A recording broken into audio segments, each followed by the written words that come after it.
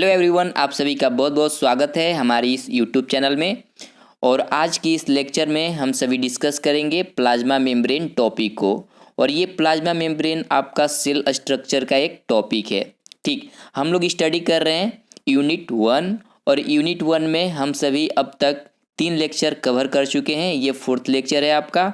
इसमें हम लोग देखेंगे प्लाज्मा मेम्ब्रेन के सारे बारे में। ठीक, प्लाज्मा मेम्ब्रेन के बारे में हम लोग यहाँ पर डिस्कस करेंगे। जैसे कि यहाँ पर हम लोग देखेंगे प्लाज्मा मेम्ब्रेन के इंट्रोडक्शन के बारे में और इसके मॉडल्स के बारे में, मतलब कि प्लाज्मा मेम्ब्रेन में कितने मॉडल्स आए और कितनी थ्योरीज आए, उनको हम लोग यहाँ पर डिस्कस करेंगे। और प्लाज्मा मेम्ब्रेन का क्या क्या फंक्शंस होता है वो सभी हम लोग यहाँ पर डिस्कस करेंगे। ये सारा कुछ यहाँ पर इस चैनल पर हम सभी क्या डिस्कस करते हैं, बीएससी नर्सिंग क्लासेस डिस्कस करते हैं। और यहाँ पर आपको सारे चैप्टर्स कवर कराए जाते हैं बीएससी नर्सिंग के। तो आप इस चैनल से बने रह सकते हैं। और ये चैनल एक नया चैनल है, तो आप अपने फ्रेंड्स से ज़रूर शेयर करें। यदि आपको पसंद आता है ये लेक्चर तो आप इसे शेयर कर सकते हैं या सब्सक्राइब कर सकते हैं अपने फर्दर नोटिफिकेशन के लिए। तो यहाँ पर हम लोग आईएनसी सिलेबस के जो भी लेटेस्ट अपडेट है उसके अकॉर्डिंग हम लोग यहाँ पर सिलेबस को कवर करते हैं। तो चलिए लेक्चर को स्टार्ट करते हैं और लेक्चर को हम लोग यहाँ से आगे प्रोसीड करते हैं। तो यहाँ पर हम लोग देखेंगे आपका प्लाज्मा मेम्ब्रेन। तो प्लाज्मा मेम्ब्रेन क्या होता है, सबसे पहले इसका इंट्रोडक्शन हम लोग देखते हैं कि प्लाज्मा मेम्ब्रेन होता क्या है। Outer surface of the cell, जो सेल आपके होते हैं, जो आप सेल देखते हो नॉर्मली, जो सेल होते हैं वो कैसे होते हैं,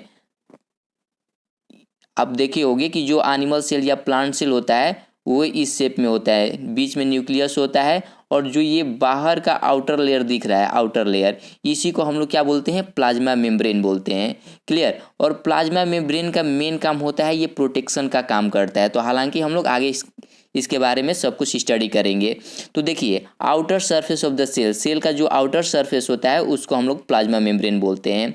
और नेक्स्ट पॉइंट हम लोग यहाँ पर डिस्कस करेंगे, it is the selective barrier that regulate the flow of materials into and out of the cell. जैसे कि जो भी सेलेक्टिव मटेरियल होता है, कुछ ऐसे मटेरियल्स होते हैं जो कि सेल को रिक्वायर्ड होते हैं, जो सेल को नेसेसरी होता है अपने फूड को प्रिपेयर करने के लिए। तो सेलेक्टिव मटेरियल्स को अंदर जाने देता है और जो अंदर वेस्ट प्रोडक्ट जनरेट होते हैं, जो भी वेस्ट प्रोडक्ट जनरेट होता है सेल के अंदर, उसे बाहर आने देता है। ये सारा कौन करवाता है, सेल मेम्ब्रेन ही करवाता है। मैं फिर से यहाँ पर आपको डायग्राम से बता दे रहा हूँ। जैसे कि सेल आपका ये हो गया और सेल का ये आउटर सरफेस हो गया। आउटर सरफेस कहने का मतलब ये हो गया कि यही आपका प्लाज्मा मेम्ब्रेन होता है। जैसे मान लो कि बाहर आपका यूजफुल मटेरियल है और अंदर आपका हार्मफुल मटेरियल है, तो बाहर से अंदर आता है यूजफुल मटेरियल और जो हार्मफुल मटेरियल वेस्ट प्रोडक्ट होता है वो अंदर से बाहर की तरफ मूव ऑन कर जाता है। तो ये एक सेलेक्टिव बैरियर का काम करता है। कौन, प्लाज्मा मेम्ब्रेन जो होते हैं वो आपका सेलेक्टिव बैरियर का काम करता है और मटेरियल्स को आने देता है और मटेरियल्स को अंदर से बाहर जाने देता है। एक प्रकार से दरवाजा का काम करता है। क्लियर। मैं इसको क्लीन कर दे रहा हूँ ताकि आपको कोई डिस्टर्बेंस ना होए। ठीक है, तो आगे हम लोग प्रोसीड करते हैं। नेक्स्ट पॉइंट हम लोग यहाँ डिस्कस करेंगे, इट कंसिस्ट बाई। इसमें क्या क्या पाया जाता है, जो आपका प्लाज्मा मेम्ब्रेन होता है वो क्या क्या कंसिस्ट करता है। तो पहला आपका प्रोटीन होता है, इसमें 55% प्रोटीन पाए जाते हैं। और जो कार्बोहाइड्रेट होता है वो आपका 5% होता है और जो फैट होते हैं वो आपका 40% होता है। तो टोटल यहाँ पर 100% हो गया। यदि आपसे कोई क्वेश्चन करता है या फिर एग्जाम में भी क्वेश्चन आता है कि प्लाज्मा मेम्ब्रेन और जो सेल मेम्ब्रेन होते हैं उनमें क्या क्या कौन कौन से ऐसे न्यूट्रिएंट्स पाए जाते हैं, तो आप बता सकते हो कि उसमें प्रोटीन होता है 55%, कार्बोहाइड्रेट होता है 5% और फैट होता है आपका 40%। क्लियर। नेक्स्ट स्लाइड में हम लोग मूव करते हैं और यहाँ हम लोग देखेंगे मॉडल्स के बारे में। ठीक, यहाँ पर कुछ मॉडल्स हैं, हालांकि इससे क्वेश्चन नहीं पूछा जाता है लेकिन ये आपके सिलेबस में है तो आपको यहाँ पर पढ़ने हैं। तो यहाँ पर कुछ मॉडल्स हैं, टोटल हम लोग 3 मॉडल्स को डिस्कस करेंगे सुपरफिशियली। ज़्यादा हम लोग इन डेप्थ नहीं जाएंगे क्योंकि इससे कोई क्वेश्चन पूछने वाला नहीं है, बस फॉर नॉलेज आपको यहाँ पर डिस्कस किया जा रहा है। क्लियर। तो चलिए हम लोग क्या स्टडी करेंगे यहाँ पर, model of the cell membrane. Cell membrane के मॉडल्स के बारे में हम लोग यहाँ पर डिस्कस करेंगे। और देखिए यहाँ पर टोटल हम लोग 3 मॉडल्स ऑफ सेल मेम्ब्रेन को डिस्कस करेंगे। पहला है आपका फ्लूइड मोज़ेक मॉडल। ठीक, तो यहाँ से स्टार्ट करने से पहले मैं आपको एक बार फिर से रिमेंबर करवा देना चाहता हूँ कि हम लोग यहाँ पर स्टडी कर रहे हैं एनाटॉमी और फिजियोलॉजी, और एनाटॉमी और फिजियोलॉजी का हम लोग फर्स्ट यूनिट कवर कर रहे हैं। यहाँ पर हमने 3 लेक्चर ऑलरेडी डिस्कस कर चुके हुए हैं।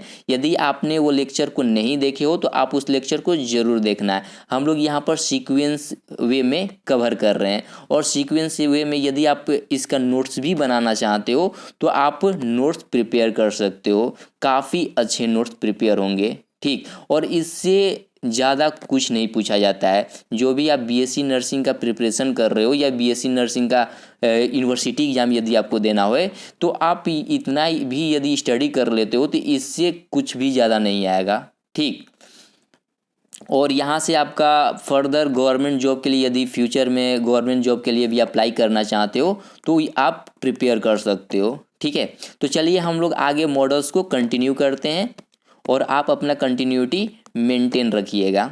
ठीक है, तो पहला मॉडल है आपका फ्लूइड मोज़ेक मॉडल। ये जो फ्लूइड मोज़ेक मॉडल है ये the currently accepted model of the structure of the plasma membrane first proposed in 1972 by the Singer and Nicolson.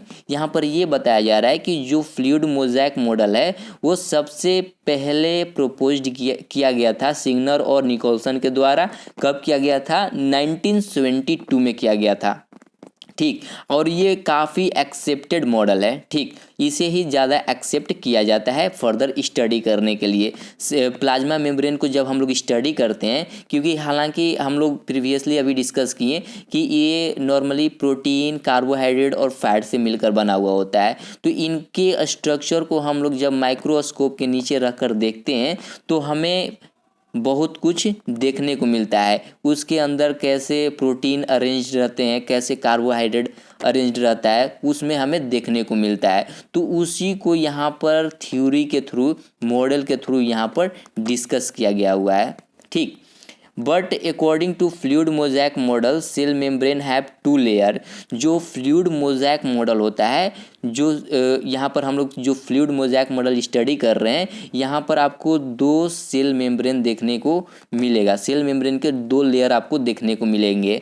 पहला आपको फॉस्फोलिपिड दिखेगा और दूसरा आपको ग्लाइकोप्रोटीन दिखेगा। हालांकि हो सकता है आपके लिए ये नया वर्ड लग सकता है। ठीक, और आपको थोड़ा सा लगेगा कि अरे ये क्या होता है, फ्लूइड मोज़ेक मॉडल क्या होता है।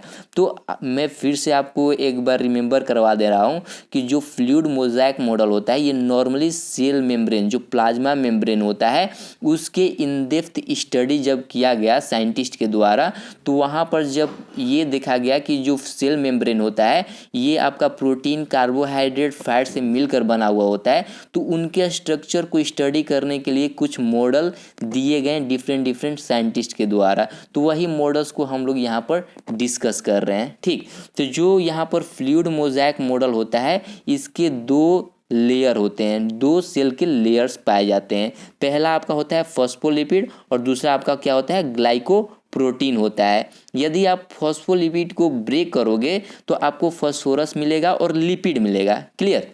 तो देखो ये जो आप स्ट्रक्चर यहाँ देख रहे हो, इस स्ट्रक्चर में आपको एक हेड एंड दिख रहा है, ये हेड पोर्शन हो गया, और नीचे में जो 2 आपको ये लाइन दिख रहा है इसे हम लोग टेल बोलते हैं। तो जो हेड एंड होता है ये फॉस्फोरस होता है। ठीक, हेड एंड जो होता है वो आपका फॉस्फोरस होता है, इसको हम लोग क्या बोलते हैं, हाइड्रोफिलिक बोलते हैं।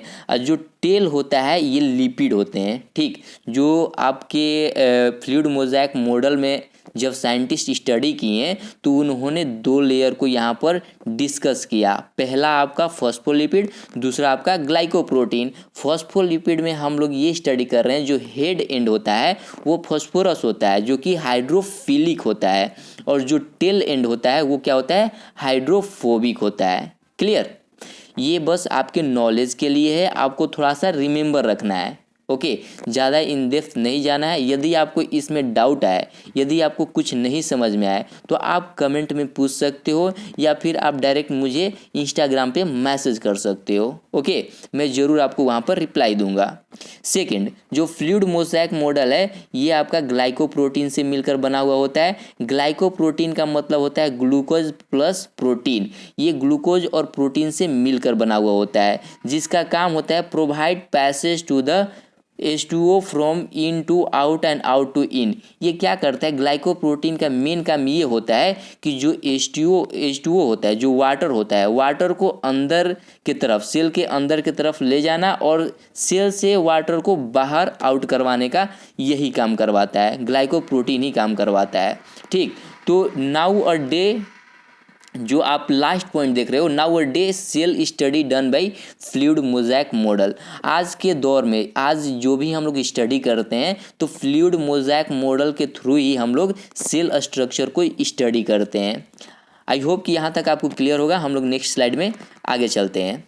ठीक, तो देखिए ये हो गया आपका फ्लूइड मोज़ेक मॉडल का ये डायग्राम है। ओके, ये डायग्राम है, ये इसी को आप माइक्रोस्कोप, जब आप सेल स्ट्रक्चर को माइक्रोस्कोप के अंदर रखकर आप देखोगे तो वहाँ पर आपको ये विजुअल होगा कि जो आपका सेल मेम्ब्रेन होता है उसके अंदर आपको ऐसे स्ट्रक्चर दिखेंगे।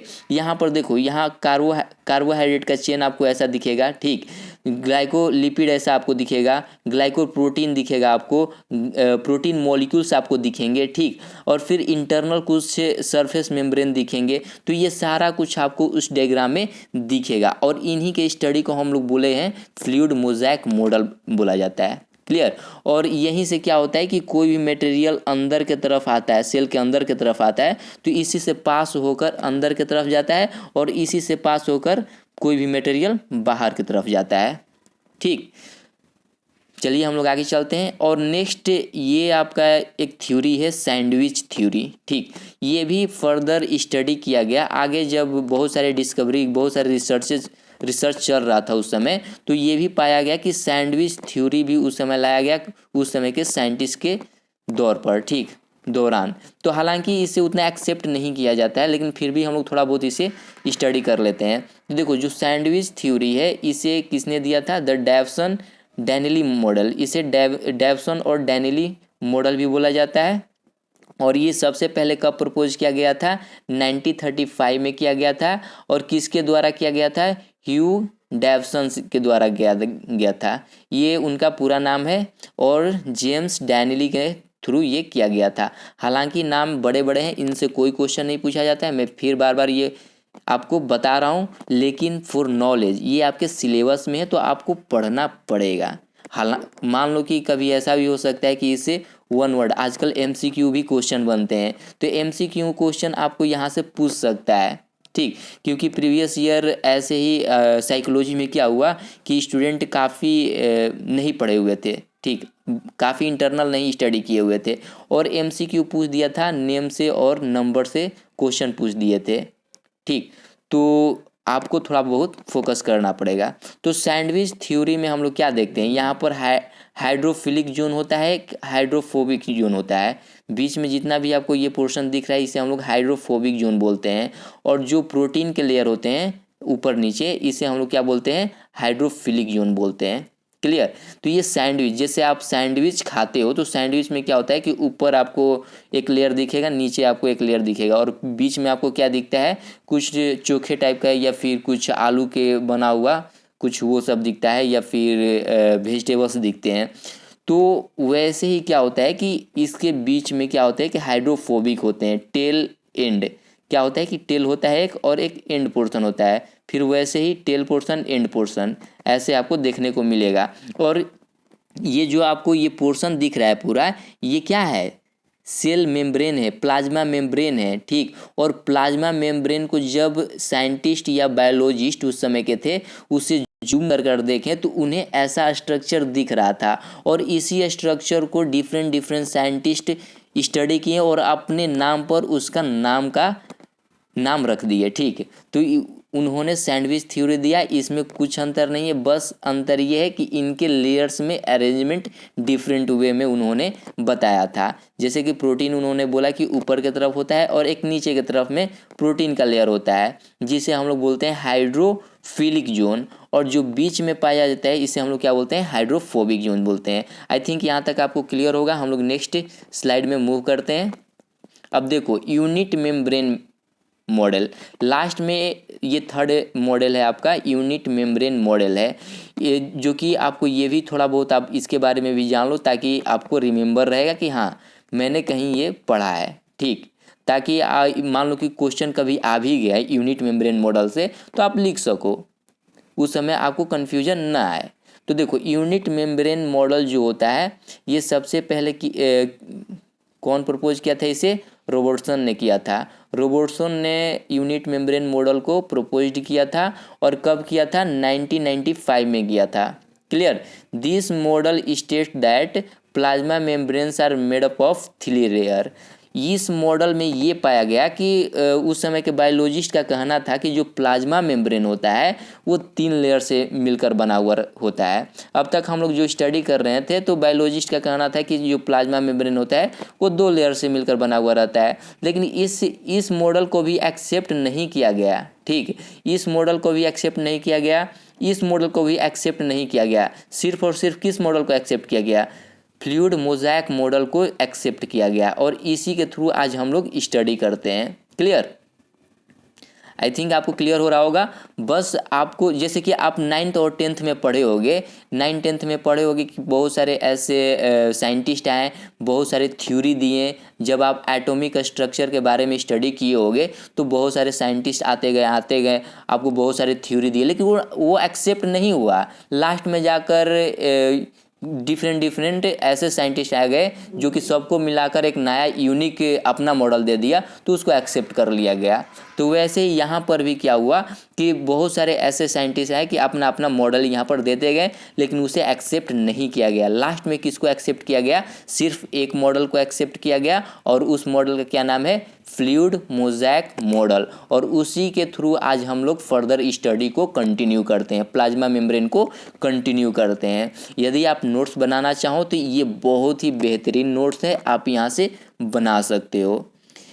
तो क्या हुआ कि ये यहाँ पर जो यूनिट मेम्ब्रेन मॉडल होते हैं, यहाँ पर नॉर्मली ये बताया गया कि ये 3 लेयर से मिलकर बना हुआ होता है, जिसमें कि क्या होता है कि 2 आपका प्रोटीन का लेयर होता है और एक किसका लेयर होता है, फॉस्फोलिपिड का लेयर होता है। क्लियर। आई थिंक आपको क्लियर हो गया होगा। आगे हम लोग नेक्स्ट स्लाइड में मूव करते हैं। अब देखिए आज के इस लेक्चर का ये लास्ट टॉपिक है, और यहाँ पर आपका प्लाज्मा मेम्ब्रेन एंड हो जाएगा। ठीक, और आगे के लेक्चर में हम सभी देखेंगे साइटोप्लाज्म और फर्दर ऑर्गेनल्स को हम लोग डिस्कस करेंगे। ऐसे ही आपका सीरीज चलता रहेगा, आप फॉलो करते रहो और आपको बेहतरीन यहाँ पर नोट्स मिलेंगे। ठीक, और यदि आपको एक ही साथ सारा नोट्स चाहिए तो आप मुझे मैसेज कर सकते हो, वहाँ से आपको सारा नोट्स क्लियरली मिल जाएगा। जैसे ये चैप्टर ख़त्म होगा आपको मिल जाएगा। तो देखो function of plasma membrane, plasma membrane के क्या क्या फंक्शंस होते हैं। जो भी आप प्लाज्मा मेम्ब्रेन देखते हो कहीं ना कहीं उसका तो कुछ ना कुछ तो काम होता होगा ना। यहाँ तक ऐसा कोई भी चीज़ नहीं होता है जिसका कोई काम नहीं होता है, हर एक चीज़ का काम होता है। जितने भी लिविंग ऑर्गेनिज्म होते हैं या जितने भी आपका सेल के ऑर्गेनल्स होते हैं उनके भी आपका अपना काम होता है। तो देखो सेल मेम्ब्रेन और प्लाज्मा मेम्ब्रेन, देखो सेल मेम्ब्रेन और प्लाज्मा मेम्ब्रेन ये दोनों सिमिलर चीज़ होता है, दोनों में कोई अंतर नहीं होता है। यदि क्वेश्चन में कहीं पर सेल मेम्ब्रेन लिखा हुआ है, कहीं पर प्लाज्मा मेम्ब्रेन लिखा हुआ है, तो आप कंफ्यूज मत होना। तो देखो पहला इसका काम होता है, पहला इसका फंक्शन होता है प्रोटेक्शन का। जो प्लाज्मा मेम्ब्रेन होता है ये प्रोटेक्ट करता है, किसको प्रोटेक्ट करता है, सेल को प्रोटेक्ट करता है। Transport nutrients into cell and also to transport toxic substances out of the cell, ये प्रोटेक्शन का काम करता है। जैसे कि देखते हो कि हम लोग क्या ह्यूमन बींग्स हैं, हमारे बॉडी के ऊपर स्किन का एक लेयर चढ़ा हुआ है। तो इस स्किन के लेयर का मेन काम क्या होता है, ये कहीं ना कहीं हमारे बॉडी को प्रोटेक्ट करता है। जितने भी धूल कण डस्ट पार्टिकल्स होते हैं उसे अंदर नहीं जाने देता है, जितने भी बैक्टीरिया होते हैं उनको अंदर नहीं जाने देता है। वैसे ही यहाँ पर आपका जो प्लाज्मा मेम्ब्रेन होता है ये प्रोटेक्शन का काम करता है और ट्रांसपोर्टेशन का भी काम करता है। कोई भी न्यूट्रिएंट्स होते हैं उनको ट्रांसपोर्ट करता है सेल के अंदर ले जाने में, और सेल के अंदर से बाहर फेंकने में भी ये काम करता है। जो भी टॉक्सिक मटेरियल होता है, सेल के अंदर टॉक्सिक मटेरियल एक्यूमुलेट हो जाते हैं, एक जगह एक्यूमुलेट हो जाते हैं, तो उसे बाहर निकालने का भी काम करता है। दूसरा फंक्शन हम लोग देखते हैं, दूसरा फंक्शन होता है सेलेक्टिव परमिएबिलिटी का भी ये काम करता है। सेलेक्टिव परमिएबिलिटी का मतलब ये होता है कि कुछ वैसे ही पार्टिकल्स को ये इन और आउट करने देता है जो कि रिक्वायर्ड है। ऐसे नहीं कि फालतू चीज़ों को ये अंदर और बाहर नहीं करने देते हैं। जैसे कि मान लो कि इनको न्यूट्रिएंट्स का रिक्वायरमेंट होता है तो न्यूट्रिएंट्स को ये जाने देंगे, किसी और चीज़ को नहीं जाने देंगे। ठीक, तो ये डिफ्यूजन मेथड से मतलब कि कोई मटेरियल को ट्रांसपोर्ट करवाते हैं, और फैसिलिटेट डिफ्यूजन के मेथड से भी ट्रांसपोर्ट करवाते हैं, और एक्टिव डिफ्यूजन के भी थ्रू ये ट्रांसपोर्ट करवाने का हेल्प करते हैं। ठीक, तो डिफ्यूजन मेथड में क्या होता है, only allow selective particles to enter from higher concentration to lower concentration. जो डिफ्यूजन मेथड होता है इस मेथड में क्या होता है कि ये केवल सेलेक्टिव पार्टिकल को ही इंटर करने देते हैं, कहाँ से, हायर कॉन्सेंट्रेशन से लोअर कॉन्सेंट्रेशन की तरफ। अब देखो फैसिलिटेट डिफ्यूजन में क्या होता है कि higher concentration to the lower concentration with glycoprotein H2O। अब यहाँ पर क्या होता है कि हायर कंसंट्रेशन से लोअर कंसंट्रेशन की तरफ पार्टिकल मूव करते हैं, किसके हेल्प से, ग्लाइकोप्रोटीन के हेल्प से और H2O के हेल्प से। जैसे कि हम लोगों ने अभी बहुत सारे मॉडल देखे तो वहाँ पर आप देखे होंगे ग्लाइकोप्रोटीन होता है, ठीक, अटैच्ड रहता है, तो उसके थ्रू क्या होता है कि हायर कॉन्सेंट्रेशन से लोअर कॉन्सेंट्रेशन की तरफ कोई भी पार्टिकल मूव ऑन करते हैं। और एक्टिव डिफ्यूजन में क्या होता है कि हायर कॉन्सेंट्रेशन से लोअर कॉन्सेंट्रेशन की तरफ पार्टिकल मूव करते हैं यूजिंग एनर्जी एंड फोर्स। इसमें एनर्जी का रिक्वायरमेंट होता है। एक्टिव नाम से ही हमें ये पता चला है कि एक्टिव लग गया मतलब कि यहाँ कहीं ना कहीं एनर्जी का रिक्वायरमेंट है और फोर्स का रिक्वायरमेंट है, और ये क्या करते हैं कि एनर्जी और फोर्स को यूज करते हुए किसी भी मटेरियल को ट्रांसपोर्ट करवाने का काम करते हैं। नेक्स्ट इसका फंक्शन है आपका एब्जॉर्प्शन। जैसे कि ये एब्जॉर्प्शन में भी हेल्प करवाता है। जो भी यूजफुल न्यूट्रिएंट्स होते हैं, जैसे मान लो कि हमारा बॉडी हो गया, हमारा शरीर हो गया, हमारे शरीर में जो हम लोग खाना खाते हैं तो वो कहीं ना कहीं जाकर एब्जॉर्ब होता है। एब्जॉर्ब होने के बाद क्या होता है कि ब्लड से जाकर मिक्स हो जाता है। वैसे ही जो प्लाज्मा मेम्ब्रेन होते हैं इनमें भी क्या होता है कि न्यूट्रिएंट्स एब्जॉर्ब होते हैं, ठीक, और जो भी एब्जॉर्ब होता है न्यूट्रिएंट्स उससे सेल को एनर्जी मिलता है। ओके, आई थिंक यहाँ तक आपको क्लियर होगा।